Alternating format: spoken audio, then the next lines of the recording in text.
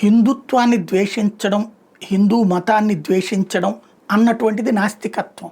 అంతే తప్పించి టోటల్‌గా అసలు ఏ మతము లేదు మాకు అని చెప్పేటోళ్ళు కూడా హిందుత్వాన్ని మాత్రమే ద్వేషిస్తారు. హిందుత్వంలో ఉన్నటువంటి లోపాలనే మాట్లాడతారు. మిగతా దాన్ని మాట్లాడరు. అదే హిందువులకి నచ్చదు. నువ్వు నాస్తికుడివి, ఏ దేవుడు లేడు అనుకున్నప్పుడు గుడ్, అది కూడా ఒక మతమే. నీదే ఒక మతం, నాస్తికత్వం మతం, హేతువాదం ఒక మతం. అలాగా దాన్ని అంగీకరిస్తుంది కూడా ఈ సమాజం. ఎందుకంటే దేవుడు లేడన్నటువంటి వాళ్ళు దాన్ని కూడా అభినందించింది ఈ సమాజం. నీ వ్యక్తిగతంగా బ్రతకమంటున్నాం, ఎదగమని చెప్తున్నాం. కానీ హిందుత్వానికి సంబంధించి మాత్రమే తప్పుడు కథనాలు ప్రొజెక్ట్ చేస్తున్నటువంటి వాళ్ళు ఇప్పుడు మళ్ళీ పెట్టిరేగిపోతున్నారు. భారతదేశంలో అర్జెంటుగా హిందూ మతద్వేషులు, హిందూ ధర్మద్వేషులు విపరీతంగా పెరిగిపోయారు. సోషల్ మీడియాలో విపరీతమైనటువంటి పోస్టులు పెడుతూ ఉన్నారు. క్రమంగా హిందువుల్ని హిందుత్వానికి వ్యతిరేకంగా తయారు చేసే ప్రయత్నం చేస్తున్నారు. భారతదేశంలో 300 మిలియన్లు, దాదాపుగా 30 కోట్ల మంది ముస్లింలు ఉంటారు. అంటే టోటల్ పాపులేషన్లో 19% మంది. బట్ వాళ్ళకున్నది 7 లక్షల మసీదులు. అలాగే క్రిస్టియన్స్ 28 మిలియన్లు.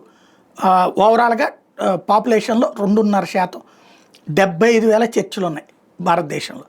అదే 1 బిలియన్ హిందూ, ఇదే 1.1 బిలియన్ అంటే 110 కోట్ల మంది హిందువులు. అంటే 78% మంది ఉన్నటువంటి హిందువులకి టోటల్గా దేశంలో ఉంది 5 లక్షల గుళ్ళు. అందులో 4 లక్షల గుళ్ళు వచ్చేటప్పటికి ప్రభుత్వాల ఆధ్వర్యంలో నడుస్తాయి. ఇంకా మిగతా చిన్న చిన్న గుళ్ళు మాత్రమే విడిగా ఉంటుంటాయి. అదే సందర్భంలో హిందువులకి 3,500 గురుకులాలు ఉంటే, మదర్సాలు ఈ దేశంలో 3,50,000 ఉంటాయి.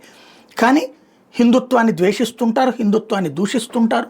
ఎందుకయ్యా అంటే వీళ్ళకి ఎందుకో పడదు. పోనీ వీళ్ళకి వేరే మతం గొప్పగా అనిపించింది. నువ్వు ఆఫ్ఘనిస్తాన్ వెళ్ళి బ్రతుకు, సిరియా వెళ్ళి బ్రతుకు, యెమెన్ వెళ్ళి బ్రతుకు, లెబనాన్ వెళ్ళి బ్రతుకు, పాలస్తీనా వెళ్ళి బ్రతుకు. అక్కడ గొప్పగా ఉందని ప్రపంచానికి చూపించు. ఆ దేశాలు ఎట్లున్నాయో ప్రపంచం చూస్తోంది.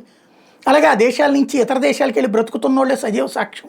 బట్ హిందువులు ఉద్యోగాల కోసం వెళ్తున్నారు తప్పించి ఈ దేశంలో మతపరమైనటువంటి హింసకి గురయ్యి దేశం వదిలి పారిపోతున్నాడు ఎవడన్నా ఉన్నాడా? మతపరంగా చంపివేయబడుతూ దేశం వదిలి పారిపోతున్నాడు ఎవడన్నా ఉన్నాడా? బట్ ముస్లిం దేశాల్లోనే ముస్లింలు వెళ్ళిపోతున్నారే, క్రైస్తవ దేశాల్లో ఉన్నటువంటి చోట్ల నుంచి కూడా వెళ్ళిపోతున్నారే. అది అసలు ఎందుకు చర్చించరు? ఎంతసేపటికి ఈ దేశంలో ఉన్నటువంటి మెజారిటీ వర్గాన్ని ఎందుకు ద్వేషిస్తారన్నదే $1 మిలియన్ ప్రశ్న.